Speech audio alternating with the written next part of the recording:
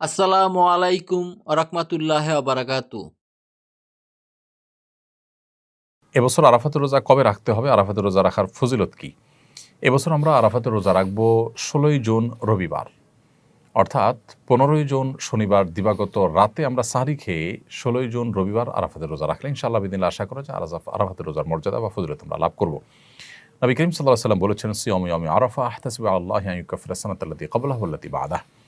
অর্থাৎ আরাফাত দিনের রোজা যদি কেউ রাখেন তাহলে আল্লাহ তাআলার প্রতি আমার আশা হলো যে এর বিনিময়ে আল্লাহ তাআলা তাকে ১ বছর পূর্বের এবং ১ বছর পরের গুনাহ মাফ করে দিবেন। অতএব আরাফাতের রোজা রাখার চেষ্টা আমাদের করা উচিত। খুবই ফজিলতপূর্ণ একটি আমল। অন্য আরেকটি রোজা বা আরেকটি আমল পাওয়া যায় না যে আমলে আসলে ১ বছর পূর্বের তো বটে, ১ বছর অগ্রিম গুনাহ আল্লাহ তাআলা মাফ করবেন এবং কবিরা গুনাহগুলো থেকে অবশ্য তওবা করে মাফ চাইতে হবে, বান্দার হক আদায় করে মাফ চাইতে হবে। আর সগীরা গুনাহ আল্লাহ তাআলা এই সমস্ত আমলের মাধ্যমে মাফ করে দেবেন ইনশাআল্লাহ তাআলা। অতএব আরাফাতের রোজা রাখা আমাদের প্রত্যেকটা মানুষের চেষ্টা করা দরকার।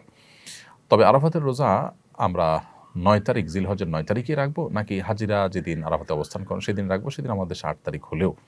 এ সম্পর্কে দুটি মত আছে, আমরা বিভিন্ন সময় বলেছি এবং দুটি মতই ইজতিহাদি। তবে আমার কাছে এটি এখন পরিষ্কার যে আসলে যেই দেশে যখন জিলহজের ৯ তারিখ হবে সেই দেশটিতে তখন আরাফাতের রোজা রাখাটা অধিকতর যুক্তিযুক্ত। যদিও নবী সাল্লাল্লাহু আলাইহি ওয়াসাল্লামের ভাষায় সিয়াম ইয়াউম আরাফা বলতে আরাফার দিন, আরাফার সাথে সম্বোধন করে বলেছেন। কিন্তু আসলে ইয়াউমুত তারবিয়া বলা হয় ৮ তারিখকে জিলহজের, এবং ইয়াউমে আরাফা বলা হয় ৯ তারিখকে, ইয়াউমুন নাহার বলা হয় ১০ তারিখে। ইয়াউমুন নাহার বলতে কিন্তু সাধারণত হাজি সাহেবরা যে কোরবানি করে থাকেন সেটা তারবিয়া বলতে ৮ তারিখকে বোঝানো হয় হাজি সাহেবদের। কিন্তু আমরা যখন ফিকহের কিতাবপত্রে ৮ তারিখ ইয়াউমুত তারবিয়া বলি তখন ৮ তারিখকে বুঝি পৃথিবীর প্রত্যেক প্রান্তের মানুষের জন্য। ঠিক একইভাবে ইয়াউমুন নাহার বলতে ১০ তারিখকে বুঝি।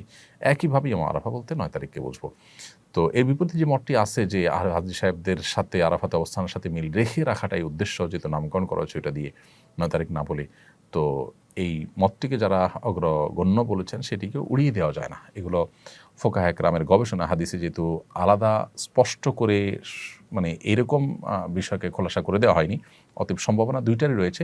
তবে ৯ তারিখের অর্থাৎ যেখানে পৃথিবীর যে দেশে যখন ৯ তারিখ, সেই ৯ তারিখকে আরাফাতের দিন হিসাবে গণ্য করাটা আমাদের কাছে অধিকতর শক্তিশালী মনে হয়। তারপরও কোনো বর্ণায় জিলহজের প্রথম ৯ দিনই নফল রোজা রাখার কথা বলা হয়েছে। অতএব আমাদের সে আমলটা করি তাহলে তো আর বিতর্ক বা সন্দেহের ঊর্ধ্বে আমরা উঠে যেতে পারি, সেটিও আমরা চেষ্টা করতে পারি। এবং ফোকায়ে কেরাম এই জিলহজের ৯ দিনের সব দিনগুলোর রোজাগুলোকেই কিন্তু তারা মুস্তাহাব উল্লেখ করেছেন। অতএব এবছর আরাফাত দিনের রোজা হিসাবে আমরা জিলহজের ৯ তারিখ অর্থাৎ ১৬ই জুন রবিবার রোজা রাখবো ইনশাআল্লাহ তাআলা। আর যদি কেউ তার আগের দিনগুলো সাথে মিলিয়ে রাখেন সেটা আরও ভালো, আরও প্রশংসনীয়। বরং সবগুলো দিন অর্থাৎ প্রথম ৯ দিনই রোজা রাখাটা মুস্তাহাব।